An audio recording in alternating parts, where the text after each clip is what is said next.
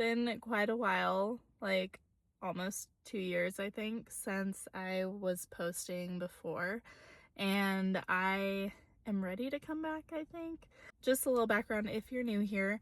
My name's Mackenzie, and I started my TikTok and my YouTube mainly to talk about my job as a vet tech at an animal shelter in the animal welfare space.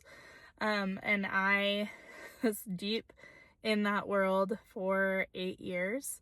Where we left off, if you're on YouTube or you end up going to watch my videos that are posted on YouTube, I was living in Arizona. I was working at an animal shelter there, and I was a ICU technician, mainly in the parvo department. So all I was doing was caring for parvo patients at that time. I was getting very, very, very burnt out. And I think actually my burnout started way before that. I started in the field in 2018, and by 2020, especially with COVID, that really started to ramp up a lot. And it just really started to build from there. Basically, I was working at that shelter in Arizona. A lot of shady stuff was happening there. The breaking point was basically an issue of medical malpractice. I will just tell you that. Reporting that to my manager, my director, and I kept reporting it. And I was getting very frustrated that nothing was happening to fix it.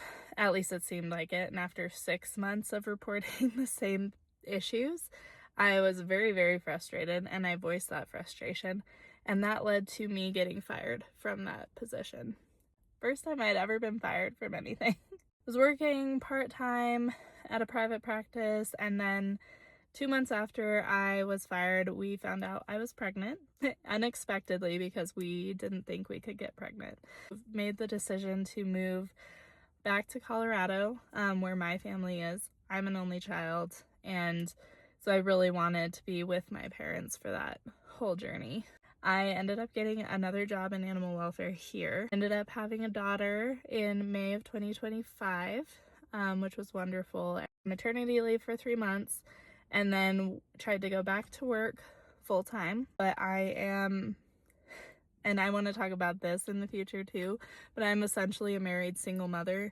So my husband travels for work constantly, so I'm basically the sole provider here. It's a big transition, trying to go back to work full time on a 410 shift and take care of my daughter morning and night, and she goes to daycare during the day, and so it was just kind of a lot all at once. I was really feeling the pressure, especially when we hit sleep regression time.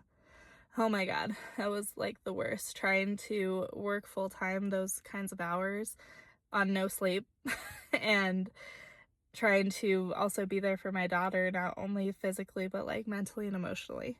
About 6 months postpartum, I started to get symptoms of PPD, and that was really difficult. Already experiencing all this burnout from the field in general, and then you bring in becoming a new mother, and then you bring in PPD, and it was just all kind of building to this climax of like, something has to give. I can't handle all of this and be the parent I want to be and the person I want to be. And I was not in a great headspace, and so I was kind of lashing out at people, especially my coworkers, because that seemed like the source of all of my frustration. So I decided to step back from that position after a lot of talk with a lot of people. I was applying for jobs for a while, got a part-time remote offer, but it doesn't start until basically September. After a lot of talk with my husband, we kind of decided this was the perfect time and the perfect opportunity for me to pursue my lifelong dream of being a full-time writer and writing books. I'm a huge bookworm. I love books and literature, and I love to write as well. My lifelong goal has been to write books and get published.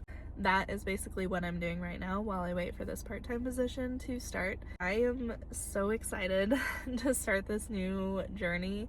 It's kind of funny because it does feel like we've come full circle, like that whole 8 years and animal welfare was like a fever dream, but it was like really important experience for me, and I do want to talk about it and write about it more in the future. And I was questioning going back to it just on a part-time basis, but I really felt like if I did, I would just become that person again that was like so burned out, so deadened, not like emotionally or, you know, mentally available for my family, that it really felt like life and death to me.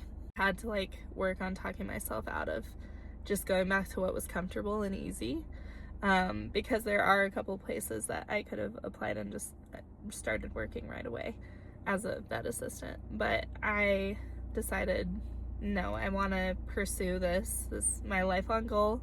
I'm 33 right now. I might as well do it now, because I have this time and I have enough of stability to do that right now, with a few workarounds and things like that. So that is what we're doing now. I do really want to document this journey because I think it's important, especially now in this day and age, to talk about burnout. And I know that's kind of a privileged thing to talk about, and I'm very, very lucky to be able to do this. Although a part of it is that like I applied to hundreds of jobs since I've left my job, and I have only gotten those 2 interviews and offers. So the job market sucks right now, and I get that. I think it is really important to talk about these moments that you have between jobs and like using them to heal your burnout, because if you are a working person, you're burnt out at some point, or you're working up towards it, and you might not even be realizing it right now because of all the pressure that you have from life or your managers or from even yourself. And using these times that you have to heal that is going to do a world of good later on for whatever you end up pursuing. So I really want to talk a lot about burnout. Compassion fatigue is a big thing in the animal welfare space, and I think that applies to a lot of positions. So I do really want to talk about that as well. I want to document my writing journey, and I just want to document like my hobbies and things I'm doing. That's where we'll leave this one, and hopefully you'll join me for this journey, and we'll see where it goes.